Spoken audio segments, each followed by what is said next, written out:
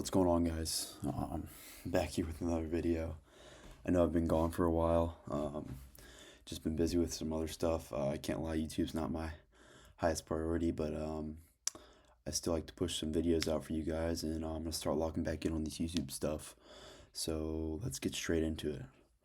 Um, Today I want to talk about decision making and why it's so important for any entrepreneurial feat that you're going through or just anything in life. I'm going to break this video down into three parts. So yeah, let's get into it. By the end of this, you should, have a better understanding of why you make decisions and how to make better ones. Okay, let's get into number one, emotions. So emotions are very complicated when it comes to decision making because they can both hurt and positively affect your decision making. Either way, I think they're very dangerous and very critical when it comes to making important decisions. So let's get into the negative aspects about decisions. First, they really just override your logic sometimes. And sometimes when you're in the heat of the moment, they'll push you to make some decision that you'll regret later on and that you'll wish you just never did. That's because of your emotions. That's because your emotions, took over and they clouded your logic. Yeah, they so think about it like this in a situation.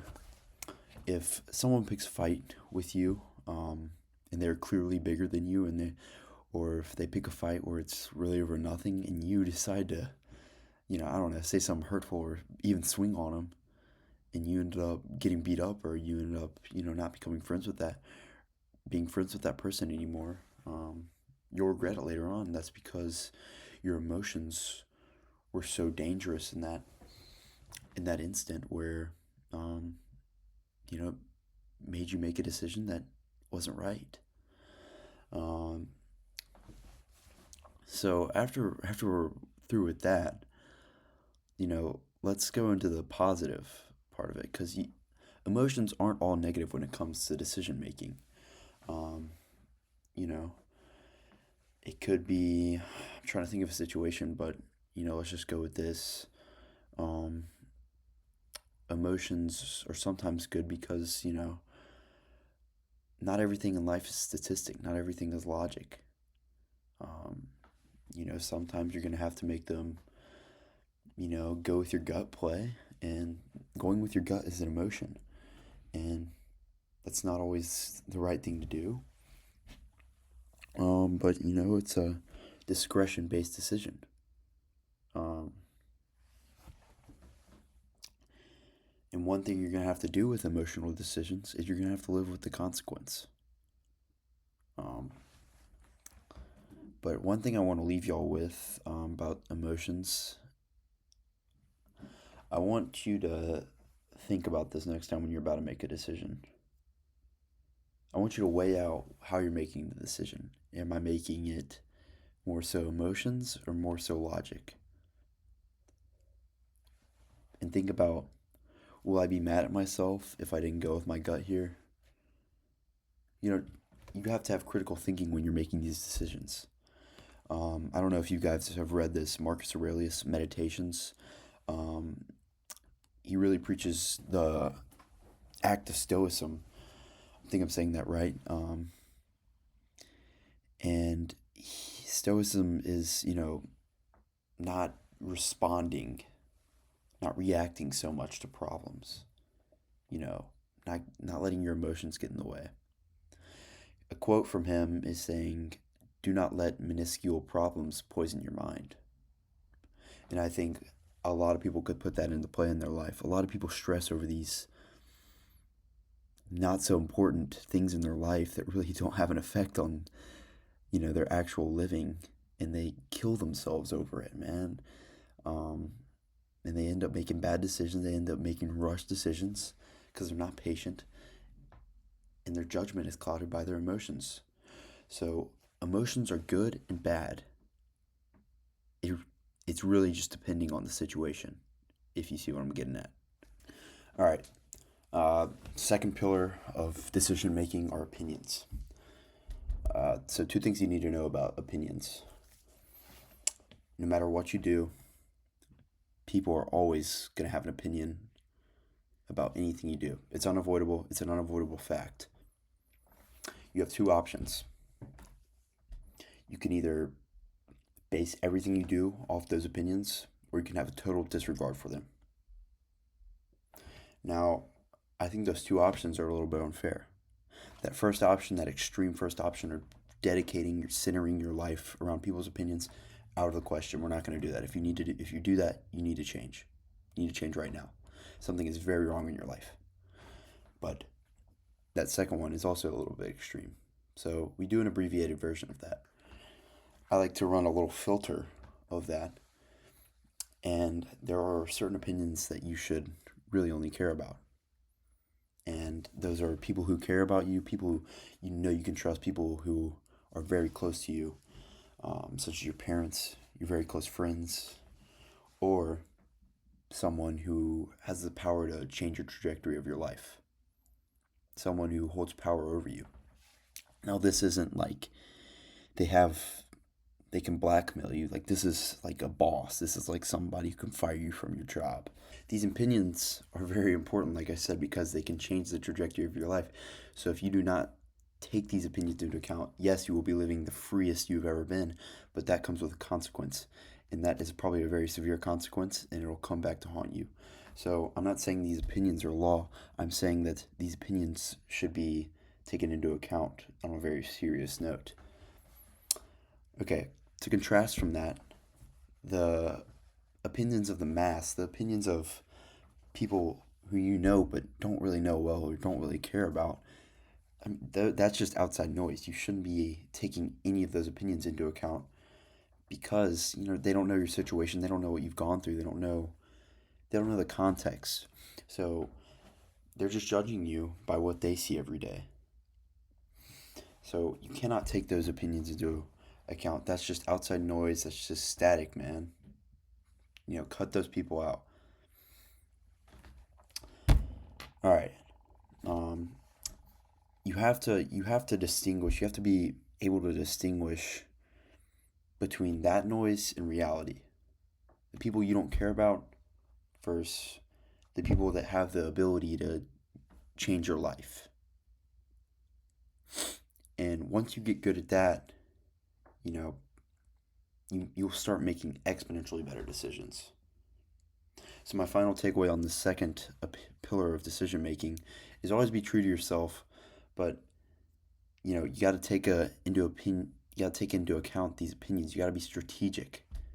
You got to distinguish whose voice really matters and who's just static noise. All right, first off, I want to say if you made it this far in the video, thank you for watching. Make sure to subscribe and hit that like button, man. I'm trying to grow this account. I'm trying to give you all some free game. Let's get into the last pillar of this decision-making video. Let's wrap this up, man. All right, so lastly is risk. Something you need to know is every decision involves some amount of risk. Some decisions, the risk-reward ratio is, very skewed. If there's a lot of risk to it and there's little reward, then that's probably a bad decision, and you should probably just stay away from that, even thinking about going with that. So risk is really something you need to consider when making a big decision. Not so much with, little tiny decisions, but big decisions that could, make you lose money, could get you in trouble, any of these things. You have to involve risk. You have to take into account risk. Taking into that account could really fog your brain, though, because a lot of people, what holds them back from making these decisions is risk. Let's take the wave of peptides, or just any type of performance enhancing drug. I know peptides don't really fit in that category, but I think people are outweighing the risk and reward. They're thinking about the long-term, side effects it might leave, instead of, what might you actually gain from that. People shy away from, let's say melanotan, the tanning peptide. People are like, oh, well, it's a research chemical. It's untested. It might cause melanoma. Well, yeah, but you're forgetting about what will happen. What you'll get tanner, you'll look better. So, you can't let the bad part of the risk, fog your decision making. Um, and some of these decisions might not always be the safest decisions. You might have to risk it. You might have to, big risk, big reward. Um, and if you lose out on any of these decisions, you're just gonna have to live with it. But you have to realize that if you never take a risk, you'll probably never move up. You'll probably just be stagnant at where you're at. So before you ever even make these decisions, I want you to ask yourself, does the bad outweigh the good? What would you actually gain from, you know, if all went right with this decision? But even when you master this, you have to realize that you're not invincible to, losing out on these.